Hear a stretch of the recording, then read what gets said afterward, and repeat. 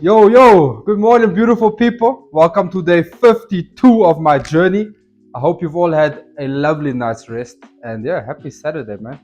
All right, so today what we're going to be doing is for these maps, right? They get mounted to walls. So we're going to be putting in hangers for them that gets attached to the backing board of the map. So yeah, we're going to be routering in the slots for those hangers.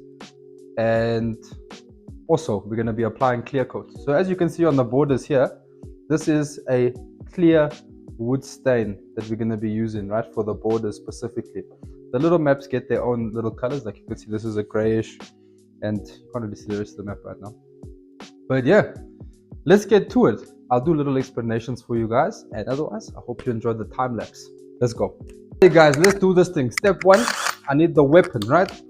So let's take that bit out. Let's get this in. Right, so what we're going to be doing here is we've already marked out where our hanger is going to go. This is a hanger, by the way, and yeah, we've marked it out, and now I'm going to be drilling the hole for that, because what happens is screws go into the wall, right, and then that hanger basically goes onto the screws. So I need to make a slot in this backing board so that the screw has somewhere to go. So let's start off with that. First, I'm going to be doing this. Okay, let's take it off hammer setting. Just normal drill. Oh, this is a bit wonky. Okay. There we go. Okay. So let's do that.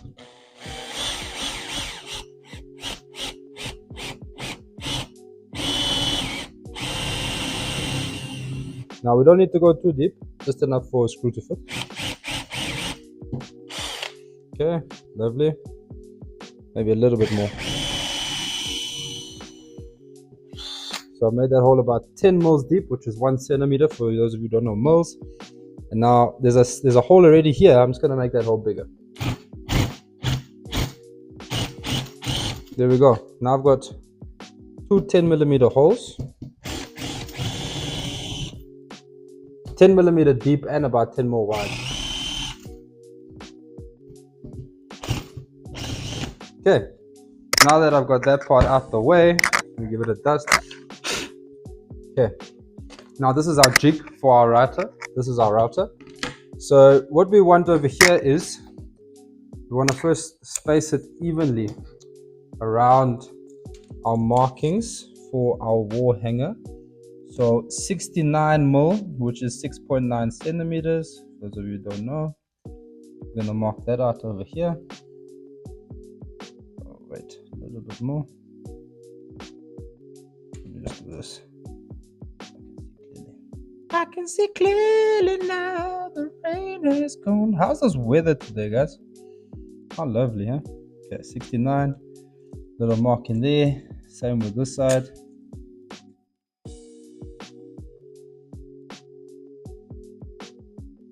Gonna be a bright, bright, bright, sunshiny day. 69 on that side. Bang, bang.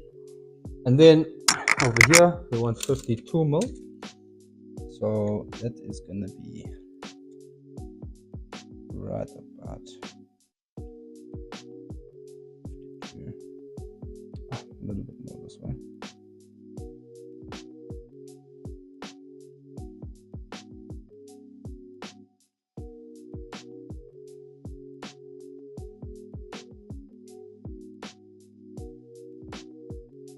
Yeah, 52 mil. How are we gonna mark that? Okay, so what I think there, the best option is for me to do about 50, that's 52. A little bit this way. Give it a flick. 52 mil, beautiful. So I'm just gonna mark where I'm gonna be putting the screws instead. I think that's gonna be the best option. All right, beautiful. Now that I've marked out where our board is gonna sit, we're gonna exchange the bit once again. Get back in our Phillips head screwdriver bit. We're gonna take out two of these little baby screws, just like this, and we're gonna place them into the board. Okay. Make sure that's all lined up. Lovely.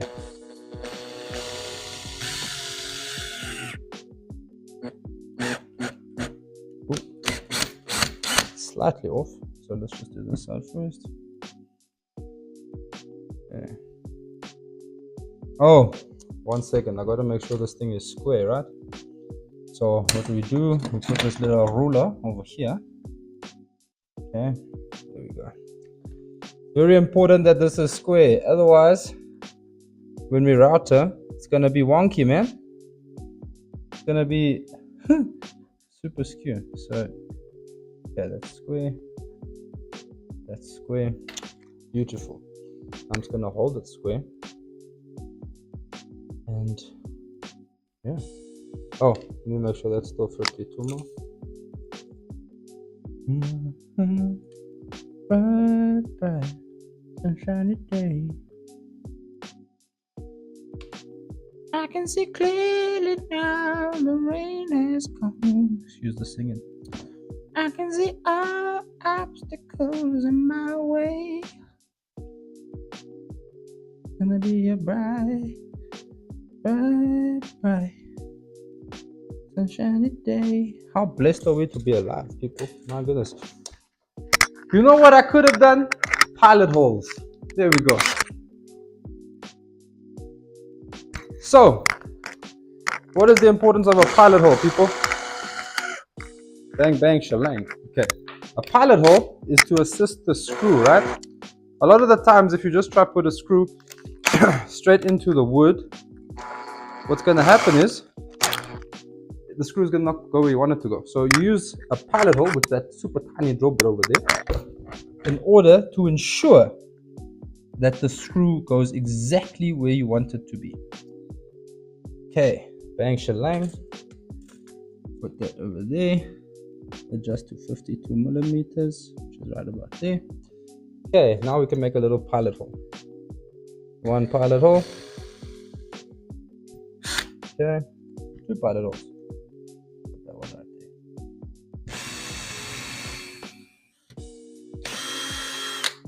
there. Okay, nice and simple, man. Okay, now we basically have insurance that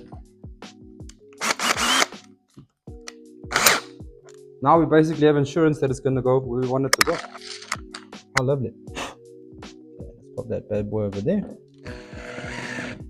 Done. How much easier is that? That bad boy over there. Now it's square. It's exactly where we want it to be. Magnifique. Okay, now we get all our stuff out the way and we can begin routering. What a router, it's got many uses, right? But this is a router, people. It's very loud. Alright. Let's get to it. So the reason for the jig is it's gonna cut us the perfect little square, right? So we put this bad boy over here.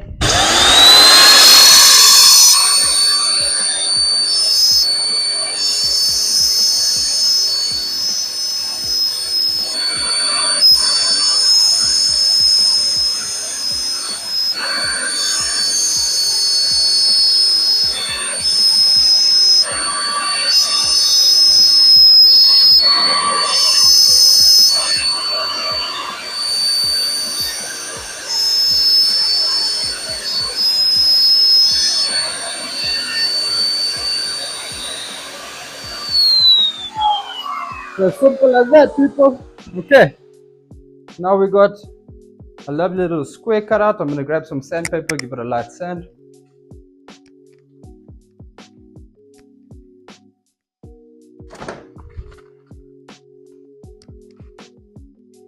I can see clearly now. Get that song out of my head. Okay. There we go. Just smoothing up the edges. Let me grab our compressor as well. So we can just make it a cleaner job. Oh, vacuum cleaner. There we go. You know, when you're doing woodwork, guys, when you're doing woodwork, guys, or any sort of work, to be honest with you, you want to keep the job clean, man. Why? Because then it's just clean. You know what I'm saying? You don't have to clean up afterwards as much, and it makes the work just better. Right?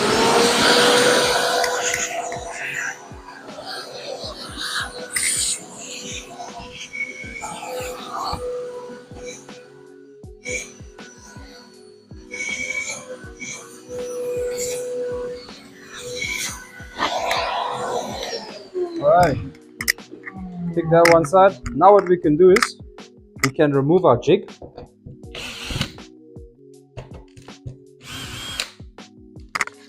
Done. We'll give the holes where the jig was just a light sand. Take out the pin marks.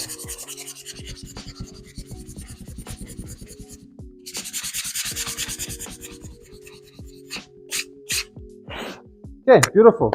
Now we need to countersink our little wall hanger, right? So let's move over to the countersinking section. Not that there is a specific one.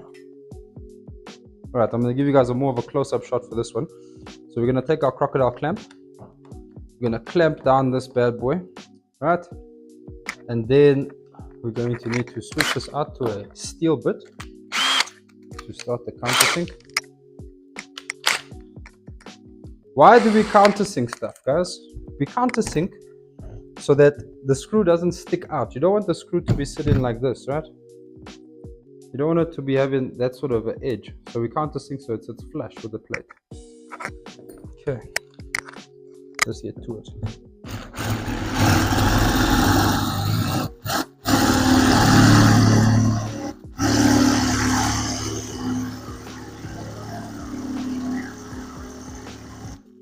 Okay, that starts off the countersink for us. Then we take our actual countersinking bit over here, switcherooski, and we give it a nice finish. There we go, beautifully countersunk. Next side. Be careful, the metal will be hot. Try not to touch it. Okay, same process. Just gonna fast forward this part for you guys so I can get all 6 of these done.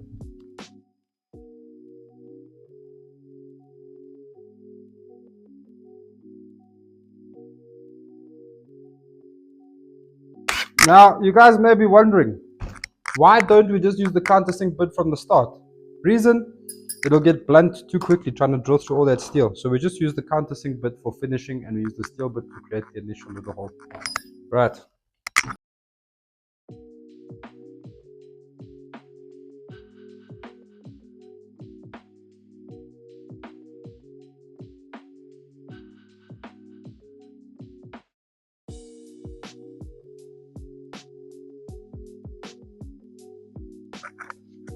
Alrighty guys, we're all done countersinking now. As you can see, we've got 6 beautifully countersunk holders here. Let's go back that side. Okay guys, so that's how it looks after it's been routed, right? Nice little square. And yeah, man. Let's quickly give it a vacuum.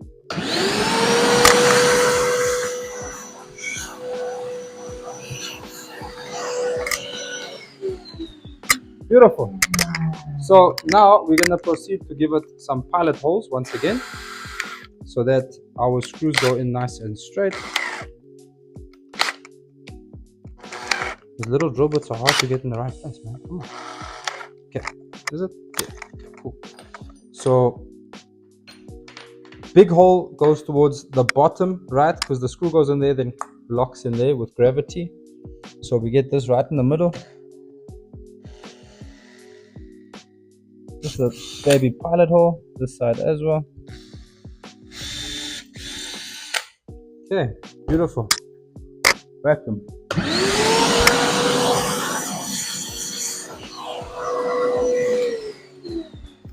Strange bits. Screwdriver.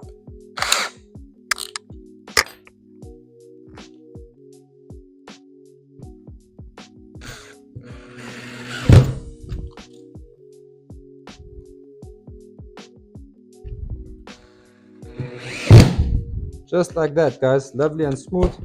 Give it a once over. How beautiful is that? Done.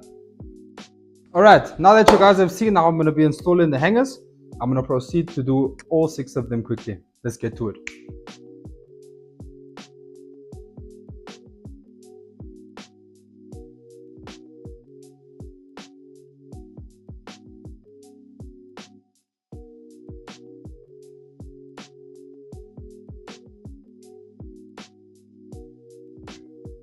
Alrighty guys, all the wall hangers have been installed. Now I'm gonna proceed to apply our wood stain, right? So it's a pretty simple process. I'm going to start off with these two small pieces because they are also getting the clear.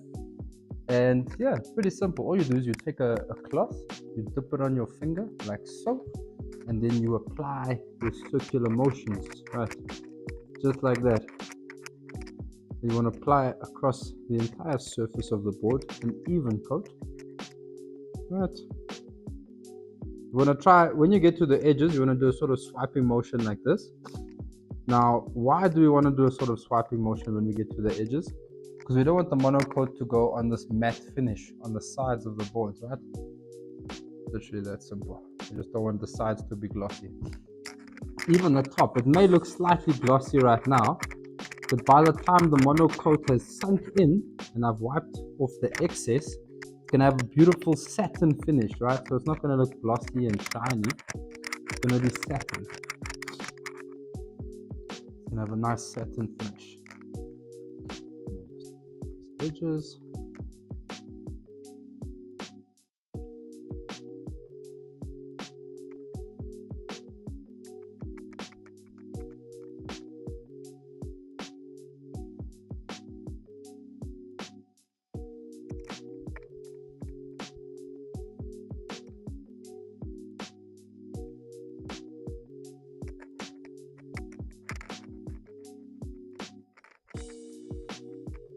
Okay, now what you can do is you can take it to the light, right? And you can make sure that you've got a nice even coating over there. Now we're going to set that aside for 5 to 10 minutes, which allows that oil to really soak into the wood beautifully, right? Okay. Okay, now we're going to continue here. Let me take this off for now, otherwise you guys are going to hear the whole time while it knocks against my chain.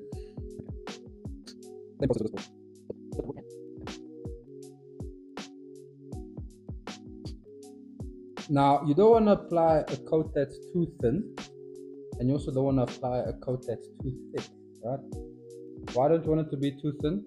Otherwise, it's not going to really soak in nicely, right? But you can be sparing with this oil stain because it really does soak in well. And if you put too much, you're going to end up with blotches, right? What does that mean? Certain sections are going to be darker than other sections. So you just want to make sure you get a nice, even, sort of a thin coat on there. You guys can see I'm not putting that much on. I'm just putting enough to really get on the surface of the wood, make sure everything is covered beautifully. Same process. Hold it like every single little edge. Once every edge is covered, boom, set it aside. Okay, now we're just gonna wait, right? 5 to 10 minutes. Let the oil soak in. So let's do that. Time lapse begins now.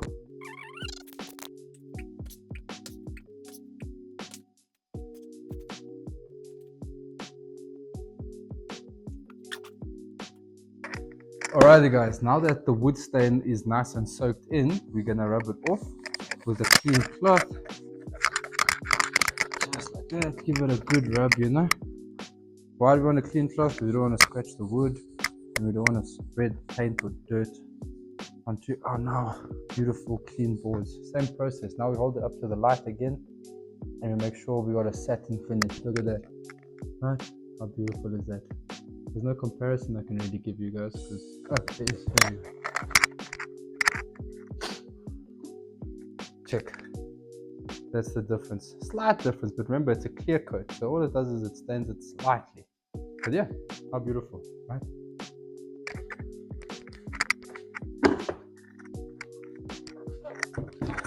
Let's do this one.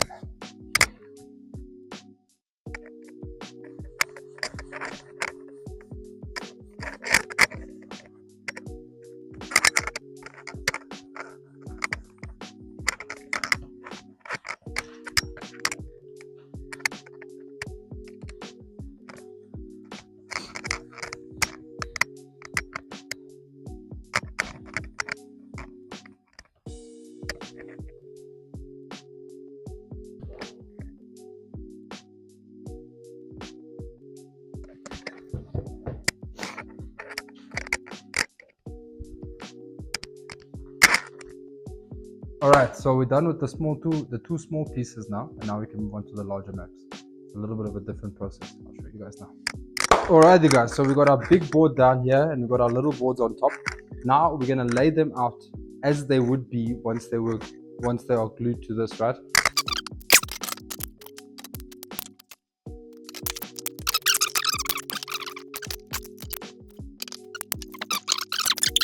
Alrighty guys, as you can see I've laid it out. All the borders are pretty much equal. Some sections, like if there's a corner, it might seem a little bit bigger, but it's just deceiving to the eye. Don't worry about that. And in between our little pieces, we've got about a 5mm gap. Right? Let me just come right.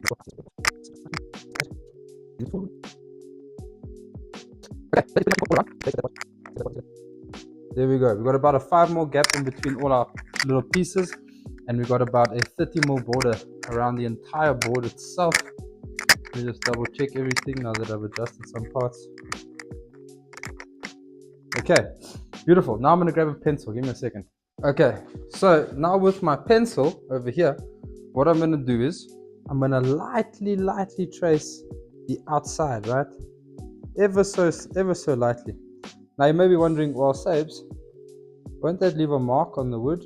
Well, when we apply the clear coat, the rubbing kind of takes away the pencil mark.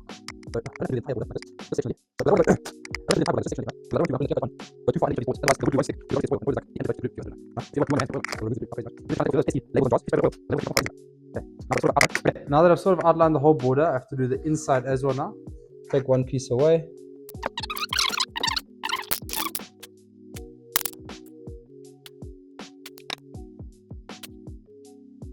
Alright, now I've got our entire fine pencil line border drawn in. I'm going to remove all these little parts again and we can apply the clear coat.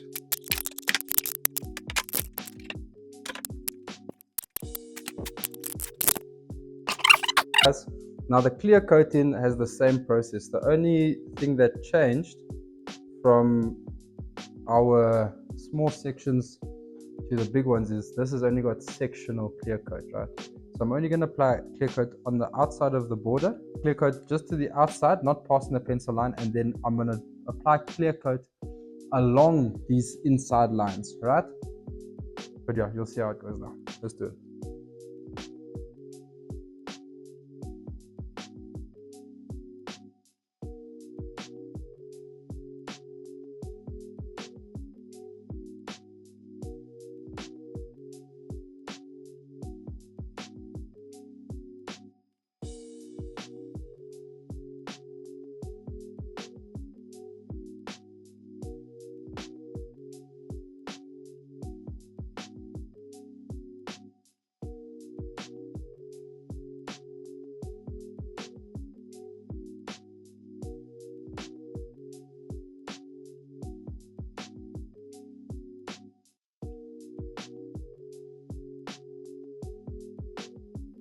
Alrighty guys, that's us done for the day, man, with the maps at least.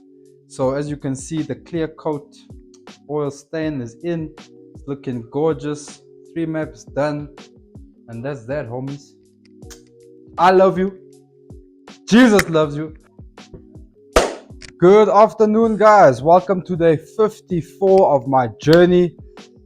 Today we are going to be continuing with these maps. So obviously you guys would have seen the clear coating, right? That's why we did the borders and the other panels. And today we're going to be doing the color. So that all these panels are going to be different colors. And yeah, it's pretty much the same process as the clear coat.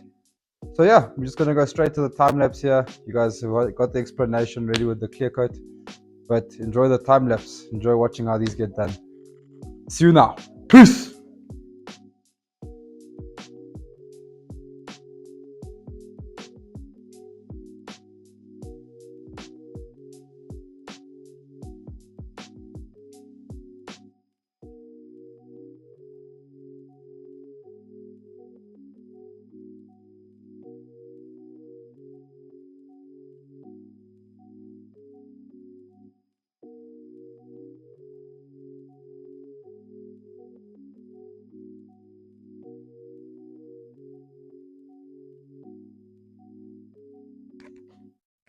Alrighty guys, that is me done with maps for the day.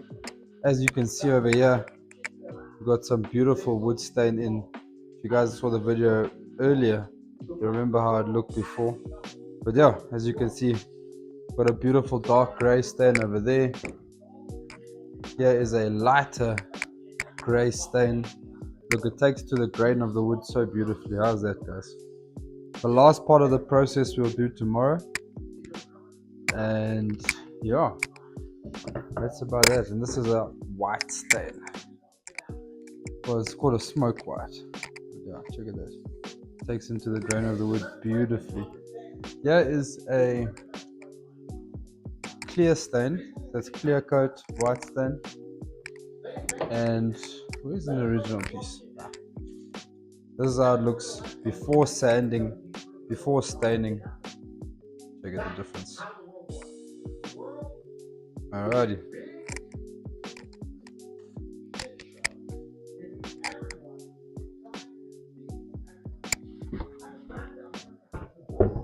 Anyways, guys, I love you. Jesus loves you guys, and I'll see you soon. Peace.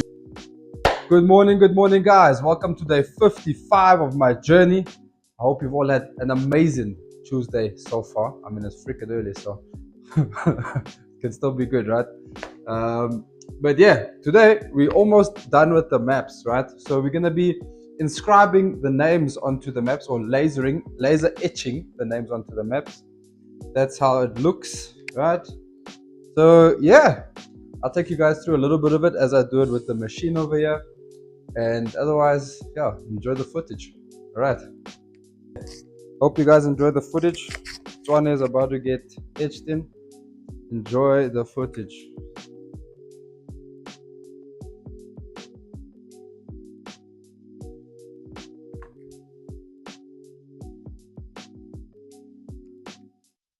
Okay, sorry, forgot to turn the laser on, but that's basically what it does. Okay, let me just go stop here, pause, move you out the way, laser on, air assist on, exhaust on. Let's try that again. Power, new origin, enter.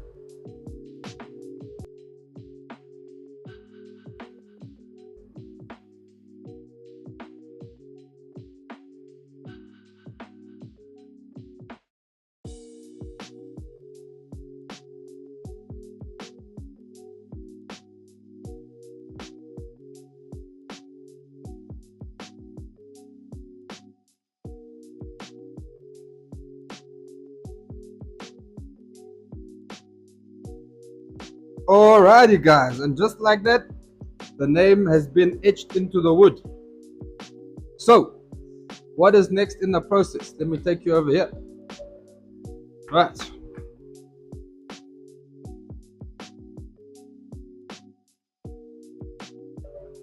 Now, step 2.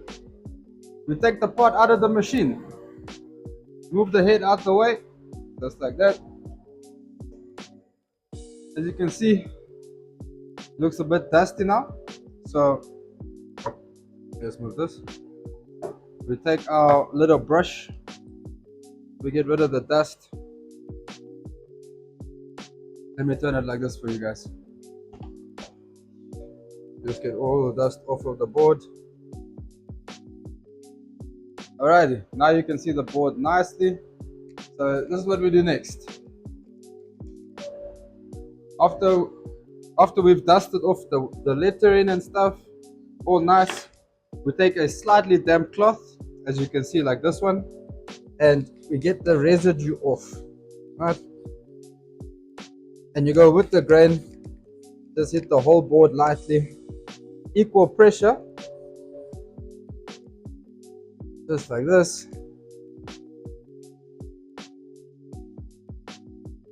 Okay. Now once the residue is removed from the entire board,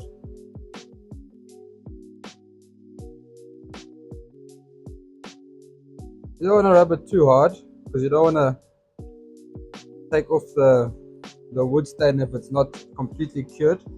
Usually you want to wait about 24 hours after staining it to do this. But yeah, once you got that far, cloth aside, some Scotch-Brite.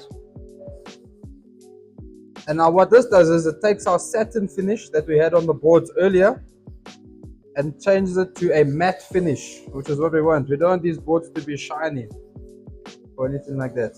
And you go with the grain of the wood always, just so in case you do scratch it, it looks good.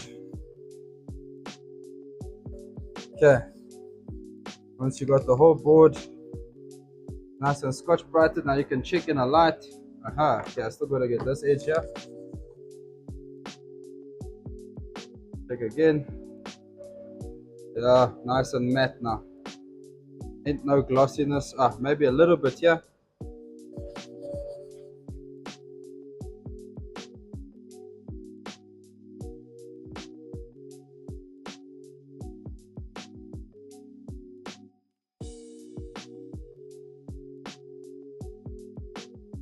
Check again. But now that the board is beautiful and matte, maybe the edge.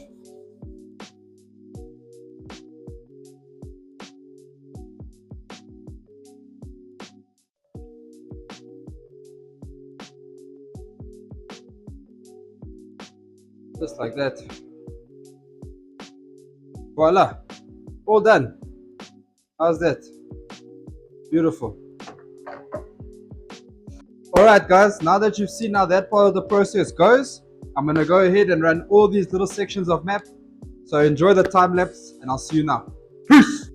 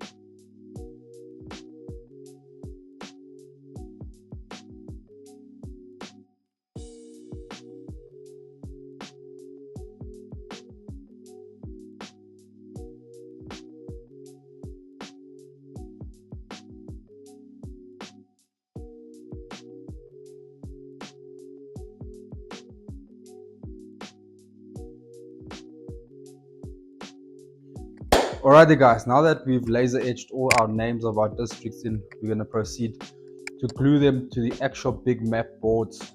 Alright, that's a pretty simple process. It's like what you guys saw before, gluing the boards together. So I'm just going to time lapse it. But yeah, enjoy the time lapse and yeah, God bless you, man.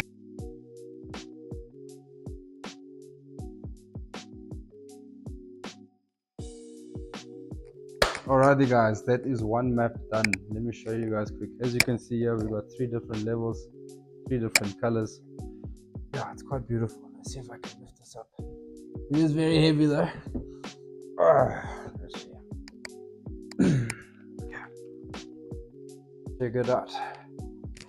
How's that? Not too shabby, eh? That is one map. Just 2 more to go for the day. But yeah, you can check the different levels, the different gradients, the different colors. Quite beautiful, huh? These are the wall hangers on the back. That's where it goes onto your wall. But yeah, there we go. Whew, put this thing down. But yeah guys, that's how one of these maps are made. If you guys are wanting one, let me know, DM me, Facebook message me, leave a comment, whatever you like. Then we can exchange details and I can get a quotation through to you guys. Remember, it doesn't have to look like this. It can have more details. It can have street names. It can be of a building specific area.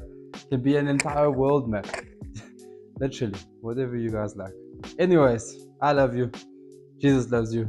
Hope you enjoy the other 2 maps. The time lapse of them at least. Let's go.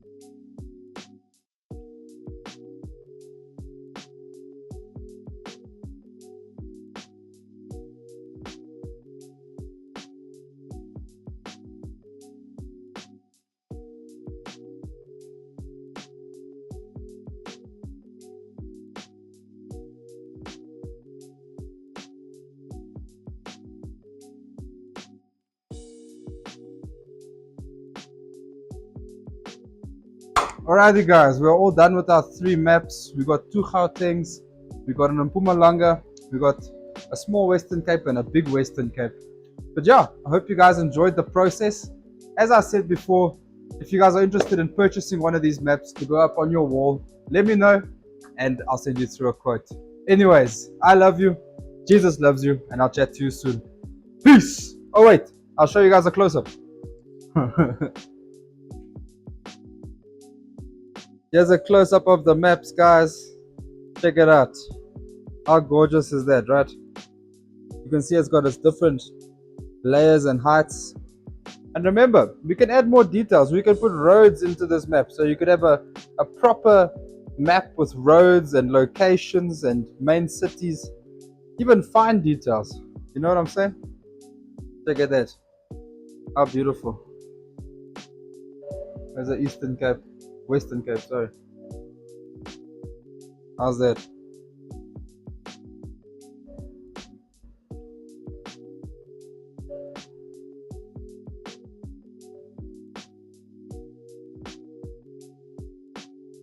Anyways, guys, have a great afternoon.